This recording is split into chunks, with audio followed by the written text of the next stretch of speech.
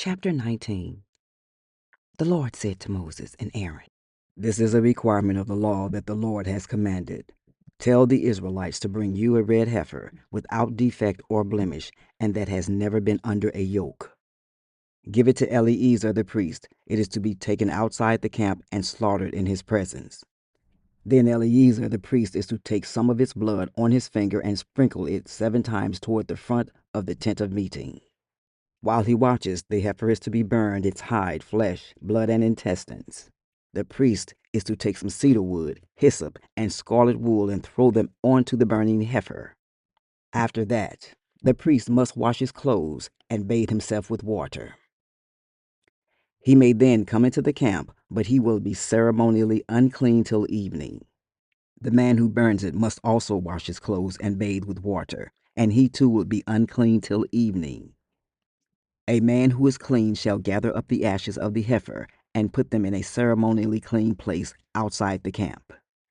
They are to be kept by the Israelite community for use in the water of cleansing. It is for purification for sin. The man who gathers up the ashes of the heifer must also wash his clothes, and he too will be unclean till evening. This will be a lasting ordinance both for the Israelites and for the foreigners residing among them. Whoever touches a human corpse will be unclean for 7 days. They must purify themselves with the water on the 3rd day and on the 7th day. Then they will be clean. But if they do not purify themselves on the 3rd and 7th days, they will not be clean. If they fail to purify themselves after touching a human corpse, they defile the Lord's tabernacle. They must be cut off from Israel. Because the water of cleansing has not been sprinkled on them, they are unclean. Their uncleanness remains on them. This is the law that applies when a person dies in a tent. Anyone who enters the tent and anyone who is in it will be unclean for 7 days, and every open container without a lid fastened on it will be unclean. Anyone out in the open who touches someone who has been killed with a sword, or someone who has died a natural death, or anyone who touches a human bone or grave will be unclean for 7 days. For the unclean person, put some ashes from the burnt purification offering into a jar and pour fresh water over them. Then a man who is ceremonially clean is to take some hyssop, dip it in the water, and sprinkle the tent and all the furnishings and the people who were there. He must also sprinkle anyone who has touched a human bone or a grave, or anyone who has been killed, or anyone who has died a natural death. The man who is clean is to sprinkle those who are unclean on the 3rd and 7th days, and on the 7th day he is to purify them. Those who are being cleansed must wash their clothes and bathe with water, and that evening they will be clean. But if those who are unclean do not purify themselves, they must be cut off from the community, because they have defiled the sanctuary of the Lord. The water of cleansing has not been sprinkled on them, and they are unclean. This is a lasting ordinance for them. The man who sprinkles the water of cleansing must also wash his clothes, and anyone who touches the water of cleansing will be unclean till evening.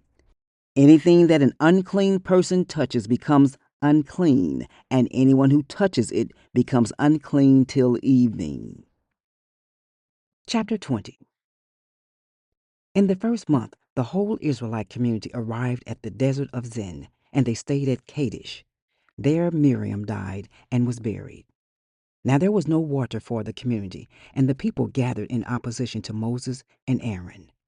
They quarreled with Moses and said, "If only we had died when our brother fell dead before the Lord. Why did you bring the Lord's community into this wilderness, that we and our livestock should die here? Why did you bring us up out of Egypt to this terrible place? It has no grain, or figs, grapevines, or pomegranates, and there is no water to drink."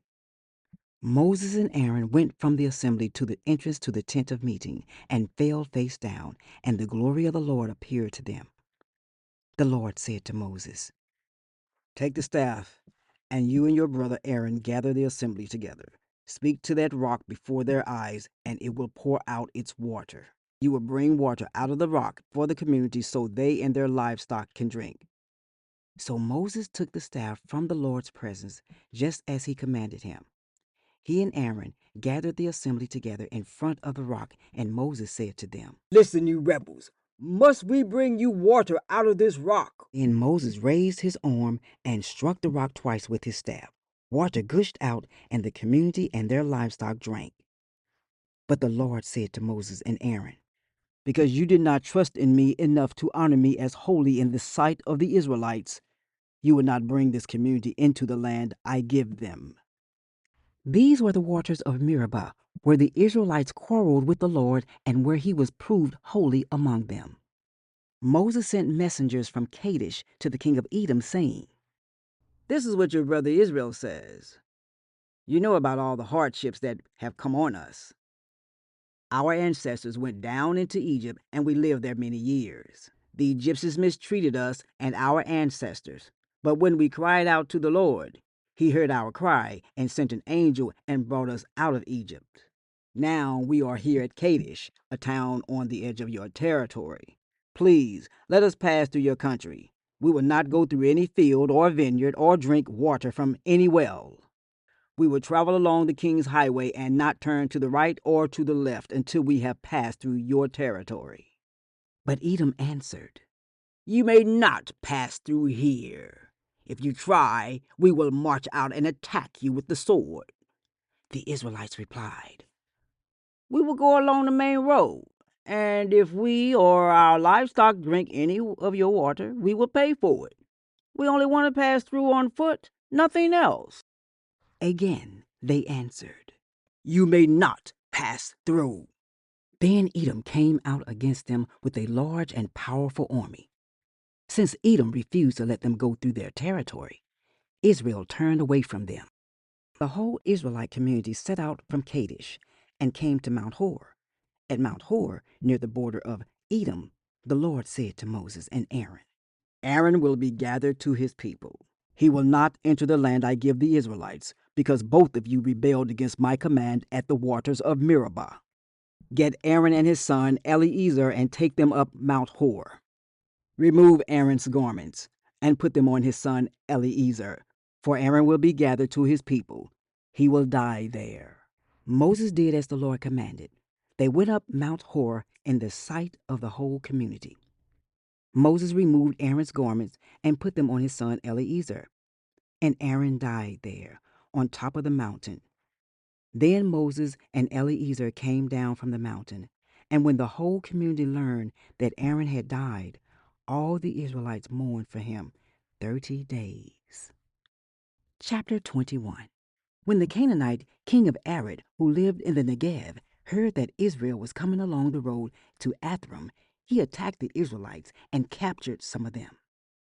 Then Israel made this vow to the Lord: "If you will deliver these people into our hands, we will totally destroy their cities." The Lord listened to Israel's plea and gave the Canaanites over to them. They completely destroyed them and their towns, so the place was named Hormah. They traveled from Mount Hor along the route to the Red Sea to go around Edom, but the people grew impatient on the way. They spoke against God and against Moses and said, "Why have you brought us up out of Egypt to die in the wilderness? There is no bread, there is no water, and we detest this miserable food." Then the Lord sent venomous snakes among them. They bit the people, and many Israelites died. The people came to Moses and said, "We sinned when we spoke against the Lord and against you. Pray that the Lord would take the snakes away from us." So Moses prayed for the people. The Lord said to Moses, "Make a snake and put it up on a pole. Anyone who is bitten can look at it and live." So Moses made a bronze snake and put it up on a pole. Then, when anyone was bitten by a snake and looked at the bronze snake, they lived. The Israelites moved on and camped at Oboth. Then they set out from Oboth and camped in Iabarim in the wilderness that faces Moab toward the sunrise. From there they moved on and camped in the Zered Valley. They set out from there and camped alongside the Arnon, which is in the wilderness, extending into Amorite territory. The Arnon is the border of Moab between Moab and the Amorites. That is why the book of Wars of the Lord says, Zahab and Suphah and the ravines, the Arnon and the slopes of the ravines that lead to the settlement of Ar and lie along the border of Moab. From there they continued on to Beer, the well where the Lord said to Moses, Gather the people together, and I will give them water. Then Israel sang this song.